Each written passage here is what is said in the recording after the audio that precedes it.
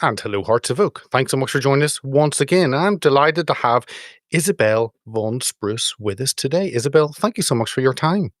Thank you so much for having me on. It's always good to have someone who is on to talk about standing up for the voiceless in society, and the unborn are the voiceless and have no ability to speak. And it's wonderful to have you on. People can follow you there. Is your handle, your X handle. All the other links will be in the description. But you're co-director, March for Life UK. You're also campaign director up 40 Days for Life.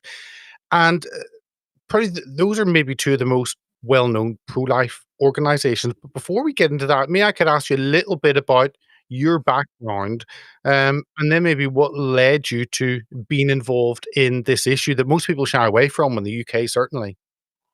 Sure. Yeah. I mean, I grew up in a very Christian home, and being pro-life just was something very natural. And I always say I kind of think that children will naturally grow up pro-life unless they're taught otherwise, unless they're taught to dehumanize the preborn child.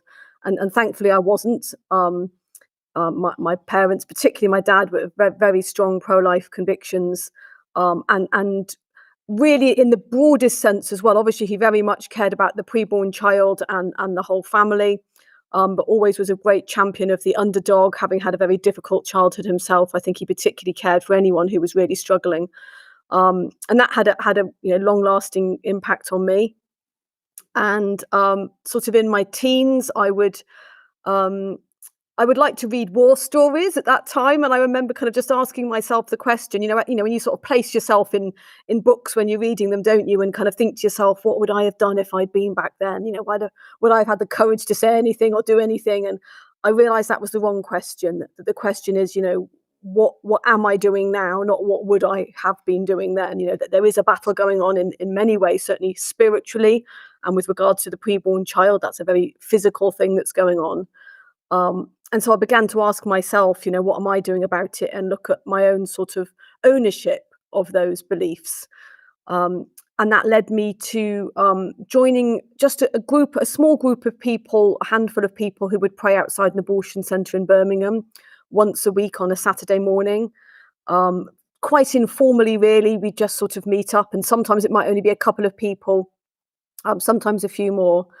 And that led me to kind of feel inspired to start a 40 Days for Life campaign there, which really helped bring so many more people to join us, gave a lot of structure and organization to the work we were doing, gave it much more of a professional stamp, and enabled us to provide much more help to the women and the couples that we were speaking to who were considering abortion. And I know many, many women and couples who very readily accepted the help that we were offering and continued a pregnancy when they previously had an abortion booked.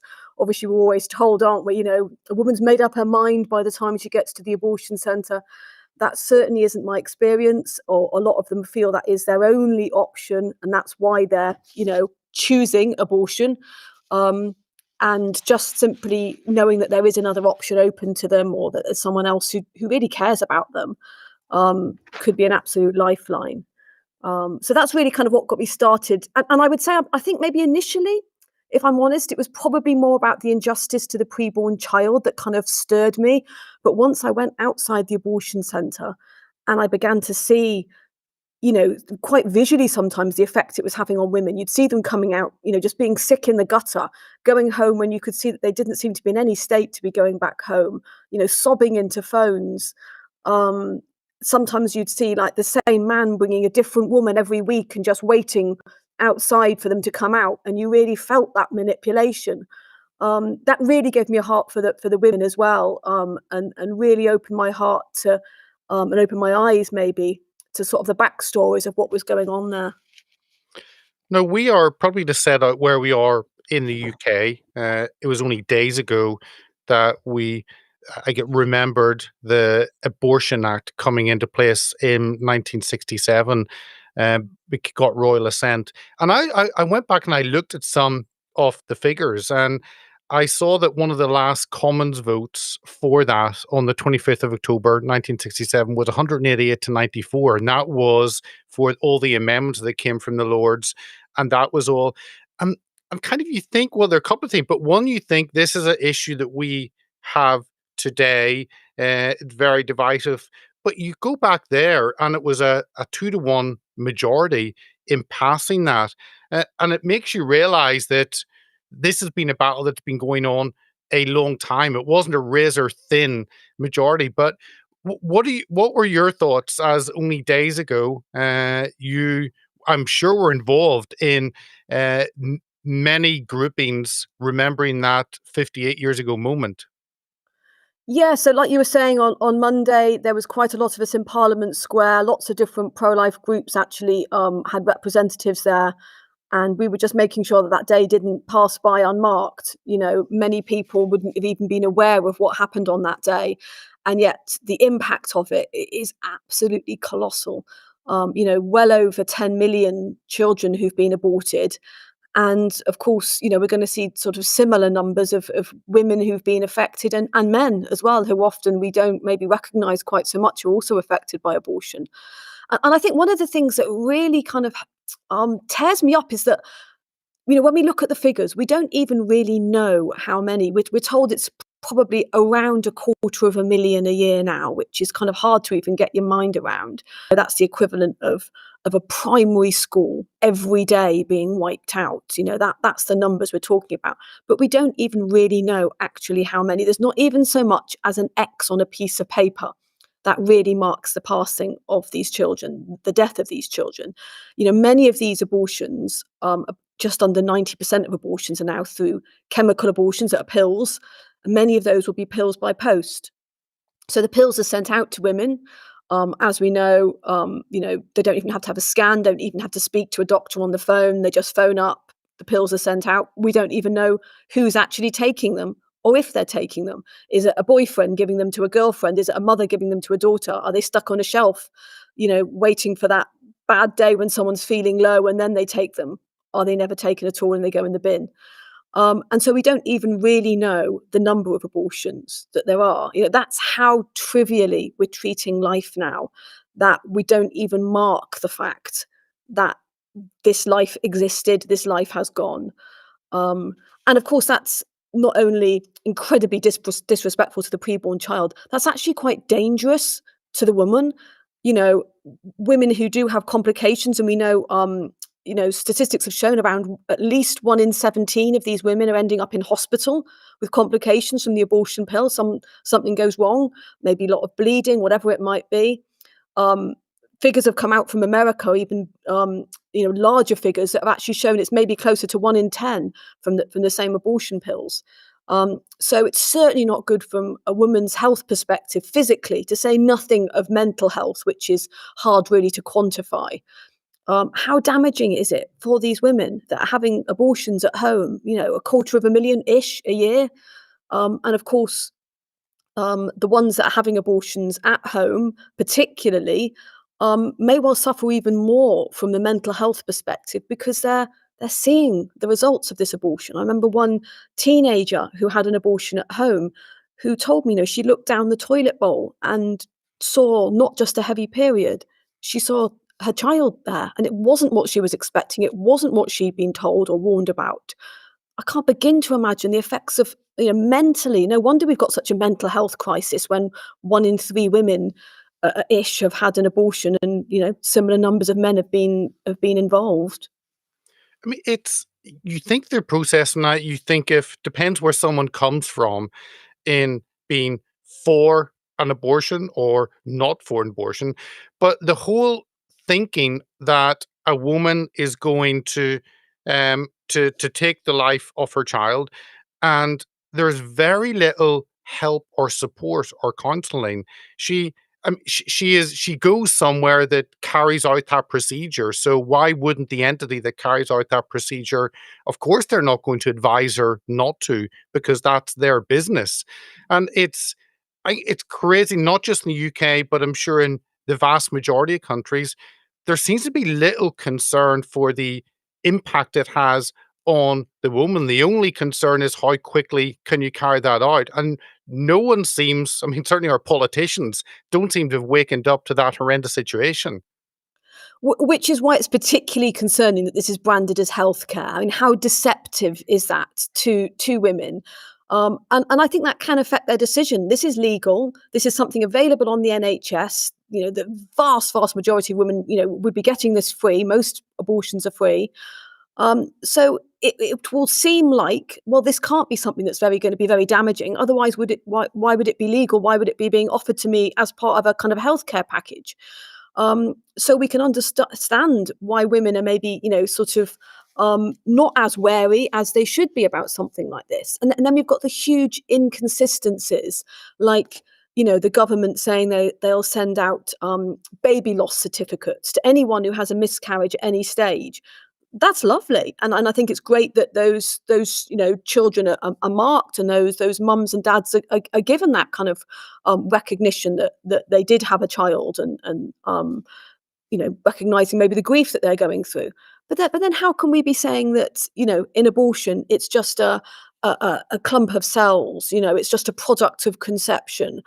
Um, it's so disingenuous. On the same NHS website, we'll be having, you can go onto one page and find out about the development of your baby. This is what your baby is doing at this stage. This is what, your baby is capable of. This is what it looks like. And yet, if you want an abortion, suddenly that word's erased. And, like I say, it's just a product of conception, and we won't talk about it in any kind of humanizing terms anymore.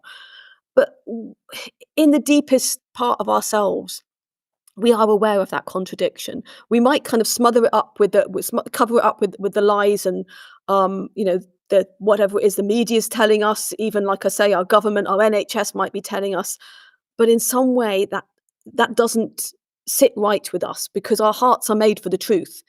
And so when we have all these lies, this is why we have so many problems afterwards, because we're out of touch with reality. I always sort of say that maybe if you're kind of trying to understand mental health, if you're not in touch with reality, then that's a mental health problem. And there's so many people who are in complete denial about abortion, maybe about their part in it, or they're trying to tell themselves that this wasn't a child, just as a coping mechanism, because otherwise the grief is too much for them.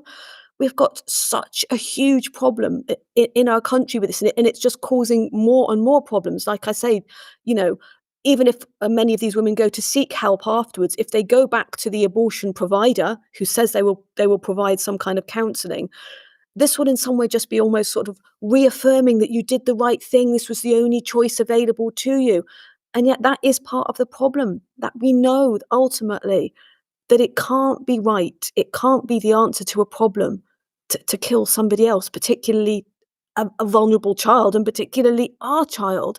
That's not even a position of judgment. It's just logic. It doesn't make sense that can't, if we value life at all, and we value the family unit, if we value society, then we can't be treating each other as products without causing problems to that unity that we have.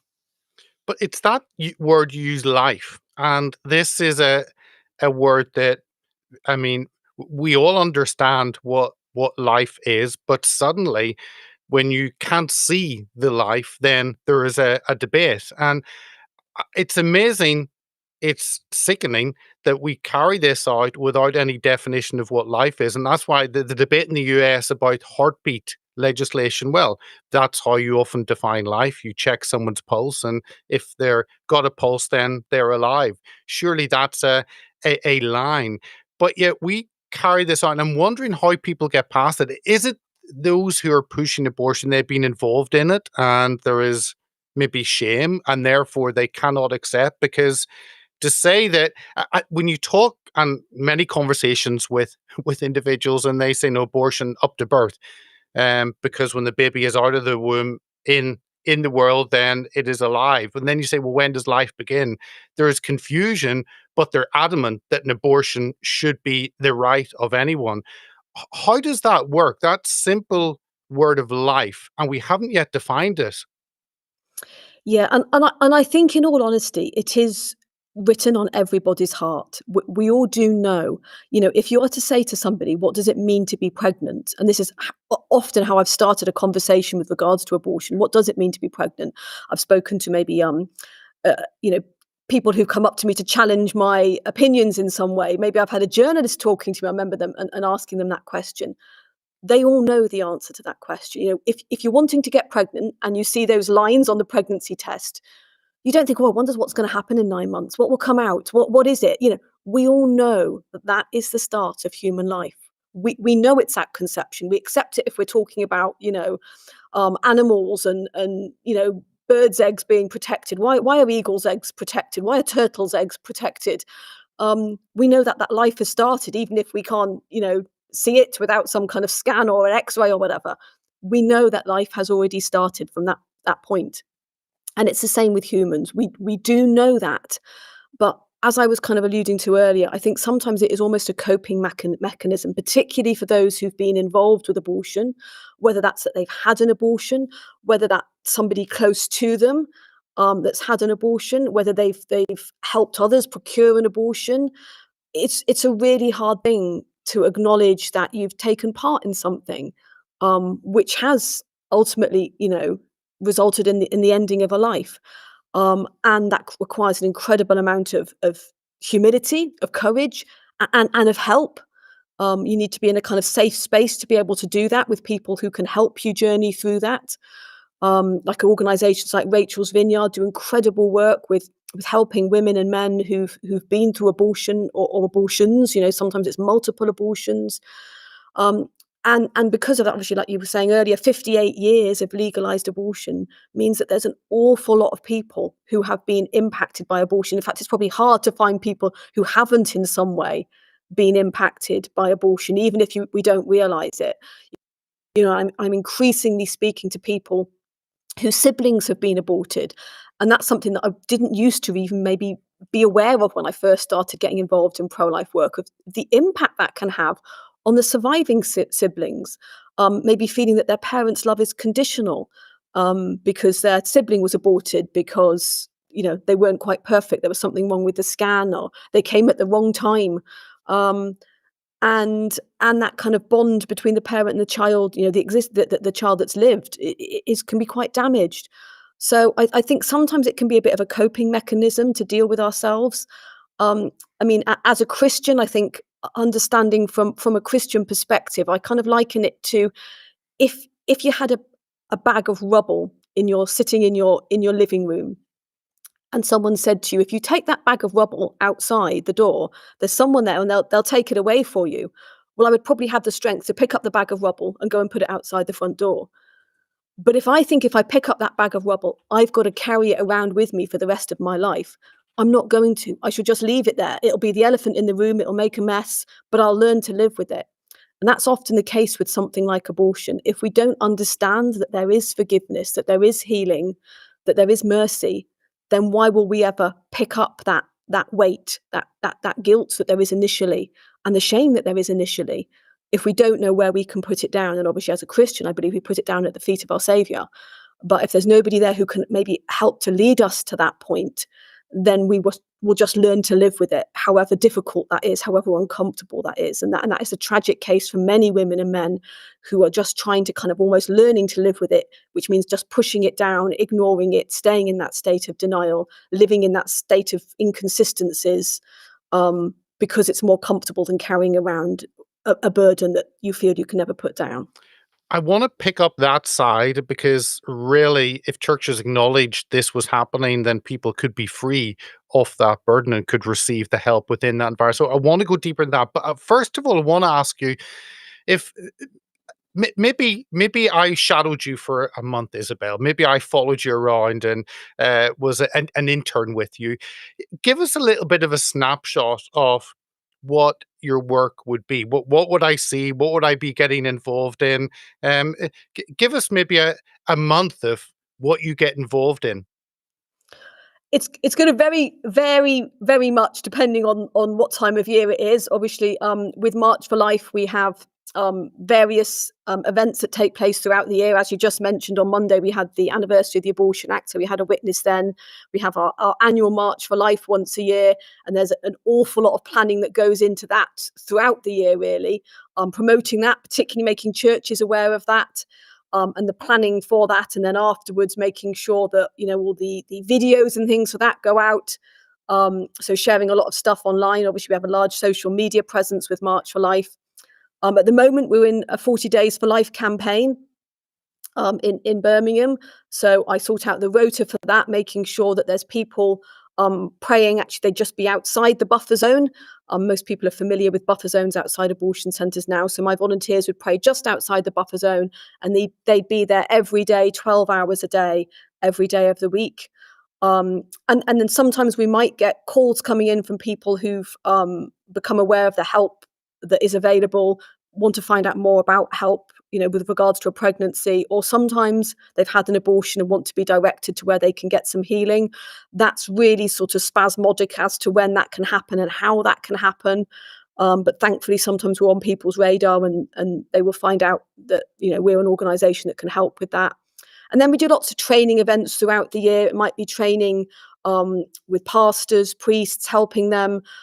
We do a particular kind of training day, if you like, called a post-abortion awareness day, helping them to particularly minister to those who've been affected by abortion.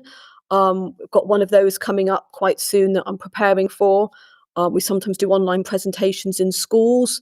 I know next week, I think it was the week after, I'm doing another training day, which is called Rethink Abortion, which we designed for those who are pro-life, but maybe want to learn more about how to speak effectively on abortion, just with people in their everyday life. And this kind of is from the feedback we've got from a lot of people who might come to our events, who very much are pro-life, who are often active in their pro-life work, but maybe struggle just to talk to their family, their friends, their flatmates, whoever it might be, in a constructive way that doesn't just end in a big argument. So we do this interactive training day, and we're doing it with some students next week. So there's quite varied things, lots of different events that we might be doing. We do lots of videos. We have a YouTube channel, different podcasts. So it could be quite varied depending on the time of year and whoever might be getting in contact. Obviously, all the mundane day-to-day things of emails and phone calls and such like. But all stuff that is things that give a lot of meaning to what we're doing, and sometimes the kind of really sort of touching things that we get coming back of people who've maybe just recently, actually this week, I was talking to someone who said that they'd come to one of our Rethink Abortion days, and because they felt equipped to talk about abortion, they'd managed to talk to somebody, and that person had then chosen life when they had an abortion booked. So sometimes you're seeing just like the small results of what you do, the knock-on effect it can have, and that's really, really worthwhile. Well, that kind of, I think, fits into asking you about, many viewers and listeners may be here and they say, "Oh, I'm pro-life." And the next question is, how does that impact, or what does that mean? Often it's a deep feeling, as in many Christians in the UK will talk about their faith. It's something very private. I don't want to share. And then you go across the Atlantic, and faith or pro-life position is much more out there in public. So what does it mean for someone to move from a pro-life position, a deeply, strongly held position?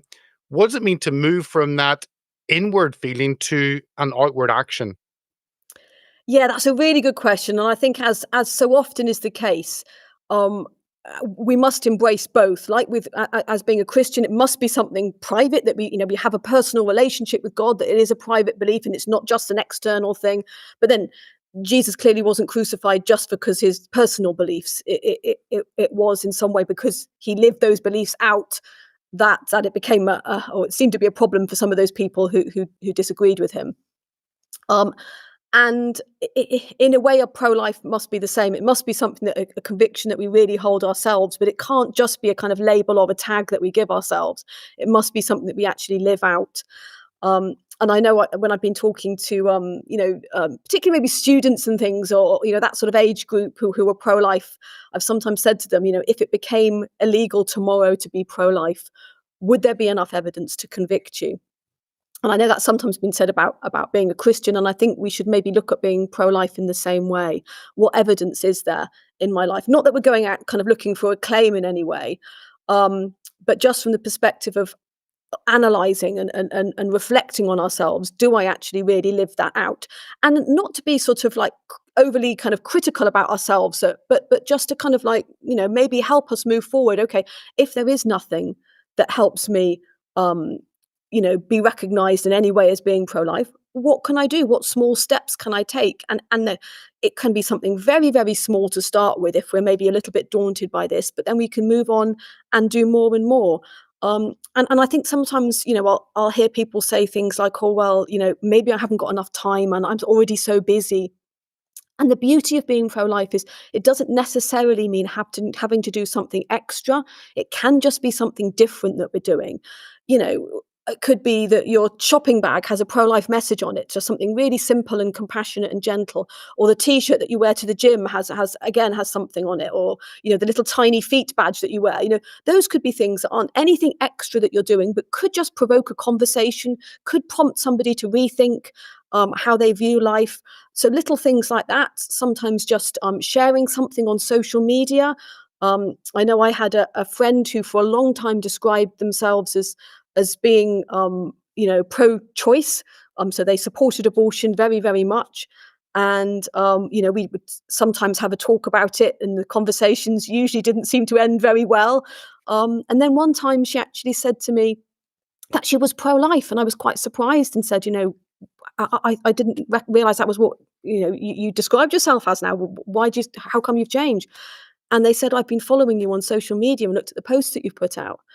And sometimes that can be a great way to reach people that maybe we struggle to have those conversations with, maybe particularly those close to us who we might feel it would be too difficult. Maybe we've tried and had a conversation, it's ended badly, or if they're following you on social media, on your Facebook account, your Twitter, your Instagram, you could just maybe occasionally put up a video that you've watched, or a meme that you've seen, just something that is compassionate, but truthful, that might maybe help them to think.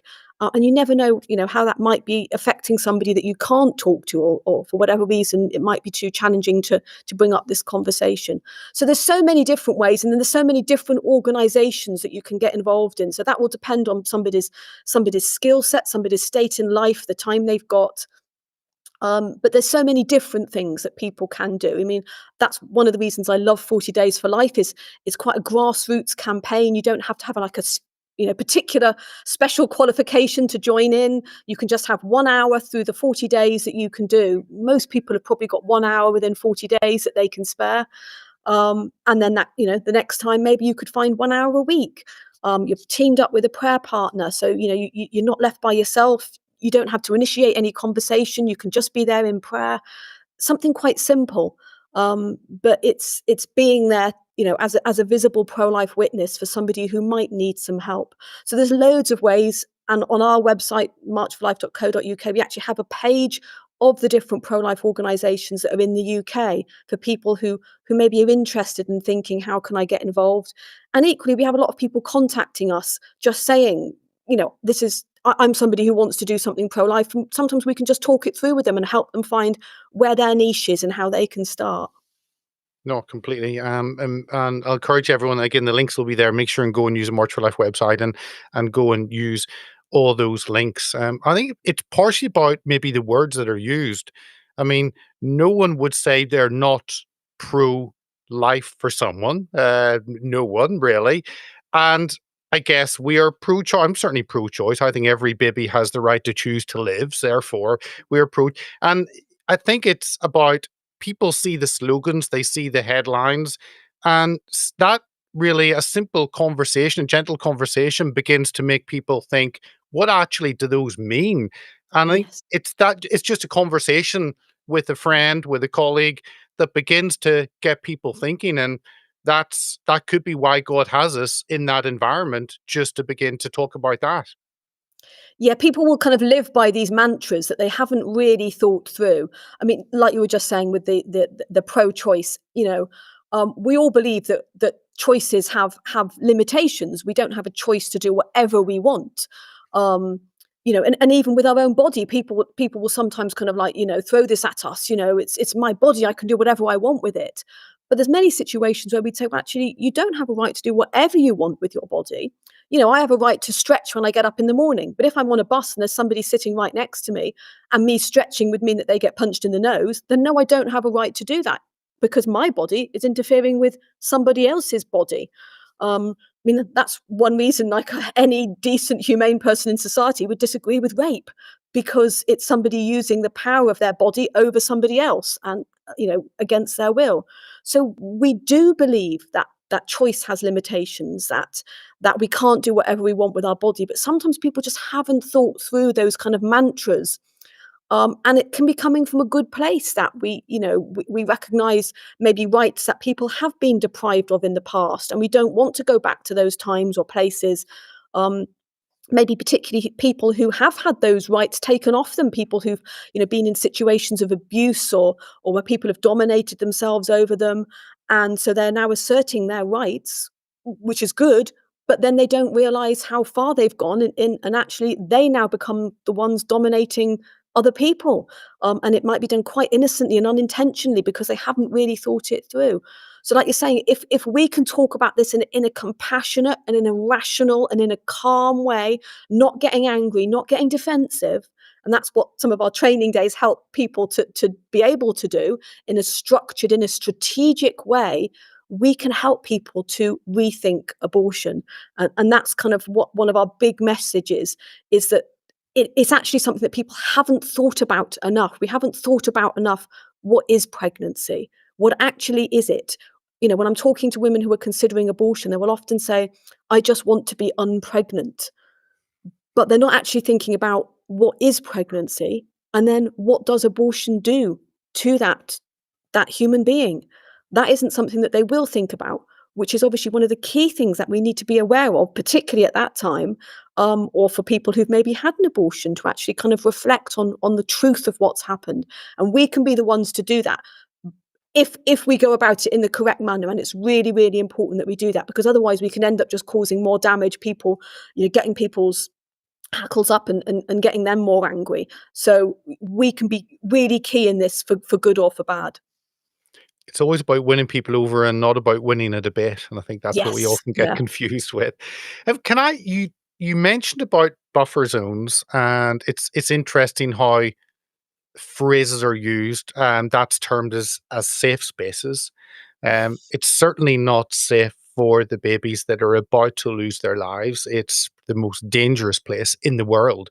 Yeah. But that legislation was passed, a zone around abortion centres. You fell foul of one of these, and the video of you silently praying went worldwide. I mean, we in the UK will know that. Many of the US viewers will have seen that, but remind us of the current situation and how we have got to the point in the United Kingdom where prayer is illegal in many parts of the country. Yeah, so buffer zones really were voted in off the back of outrageously untrue stories that were propagated and shared by those who've got a vested interest in abortion, or those who are, like I just described, who are maybe struggling with that in their own life and maybe in a position of denial. And I'm sure many people will be aware of the kinds of things I'm talking about, and even the media really helped with that, sharing stories about things that if I believed what I'd read in the media about some of the campaigns like 40 Days for Life and things, I wouldn't want to touch them with a barge pole. But I think most of those people who were propagating those lies were aware of what what the truth really is, that those outside abortion centres were there just to quietly pray and to offer help and alternatives to those who are in difficulties, and also offer help and guidance to those who've and signpost to those who've been through an abortion as well. And that happened many, many times. As I say, over the years, I can think of so many women who've been helped by that.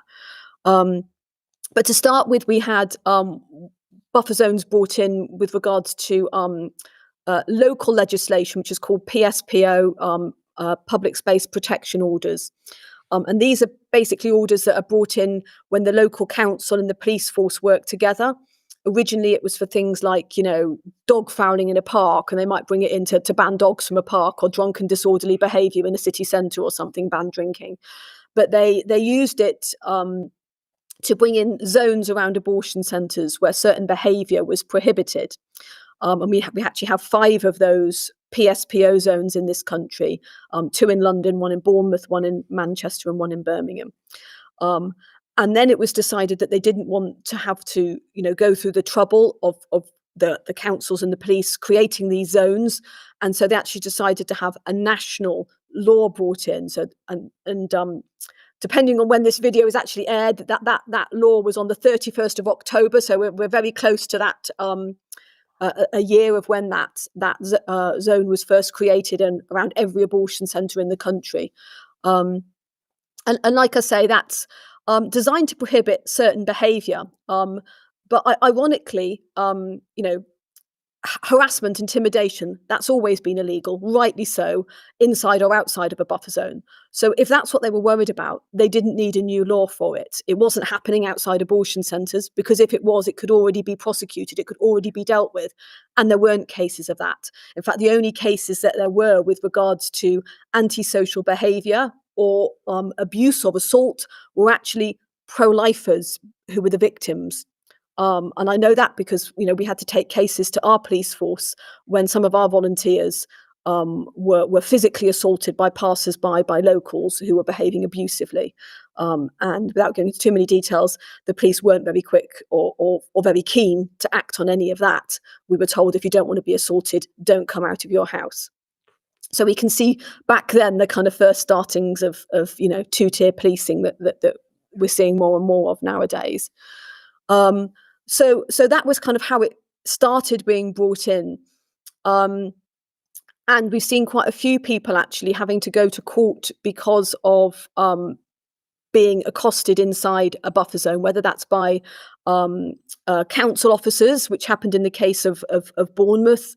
Livia Tisici Bolt and Adam Smith Connor were both had to go to court, and at the moment, as it stands, they've both been convicted. Livia for offering to have a consensual conversation inside a buffer zone, and Adam just for saying his prayers there inside the buffer zone. But for myself, I was just silently praying inside the buffer zone in Birmingham, near the abortion centre.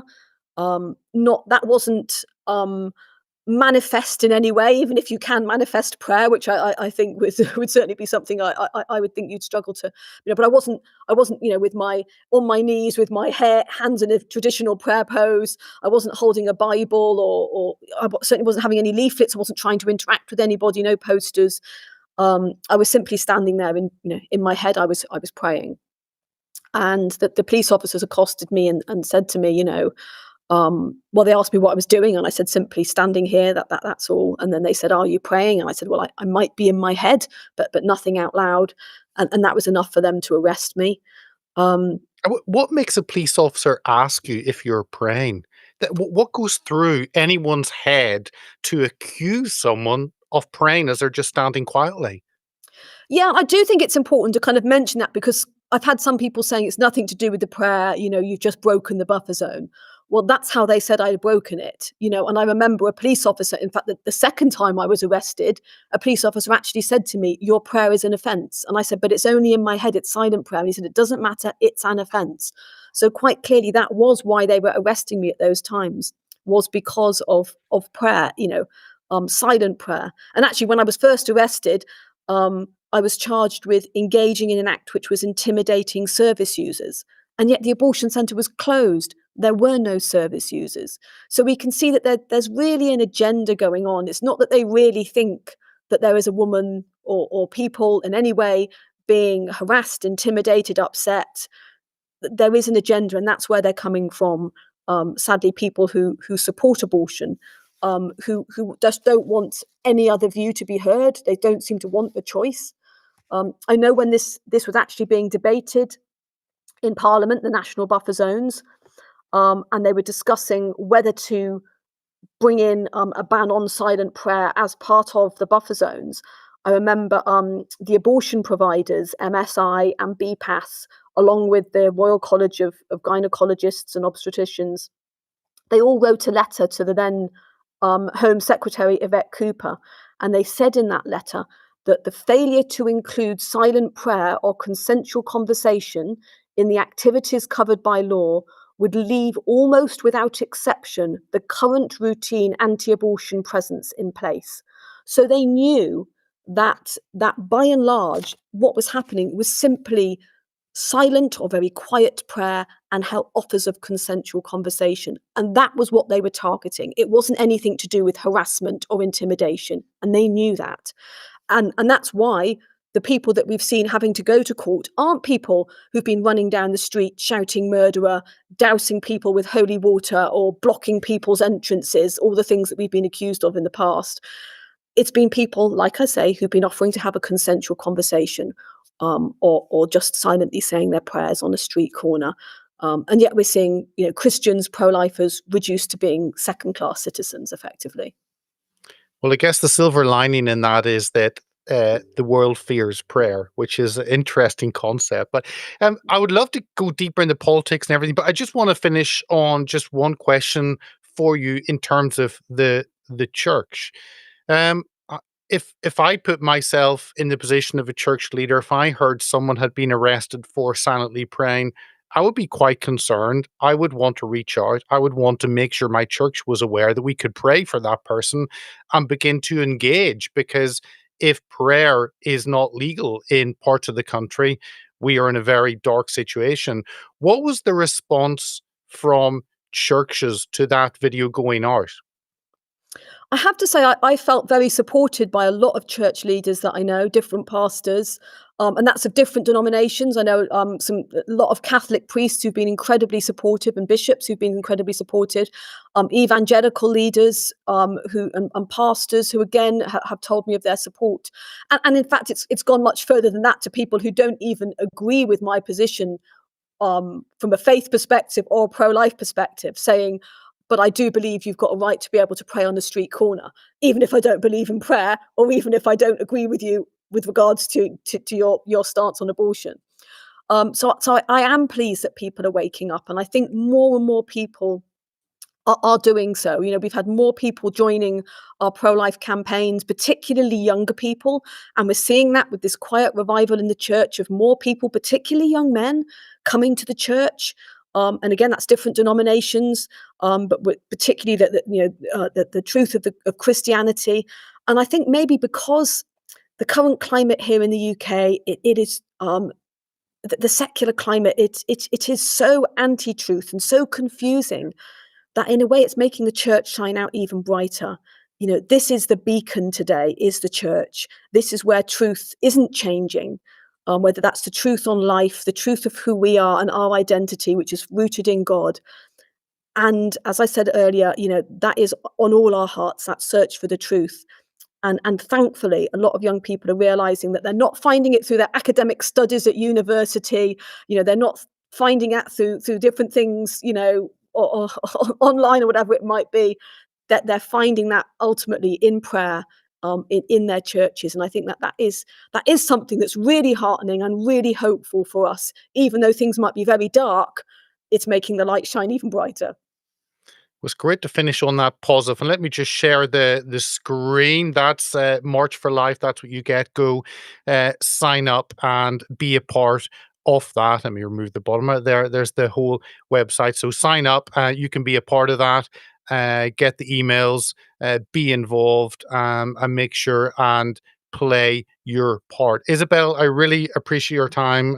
What you're doing is fantastic, and you give an example of what people can do, especially through the website. Everyone can take up this and play a part where they are. So thank you for sharing what you're doing and for sharing this issue with our audience. Well, thank you so much again for what you're doing, and it's greatly appreciated. Thank you.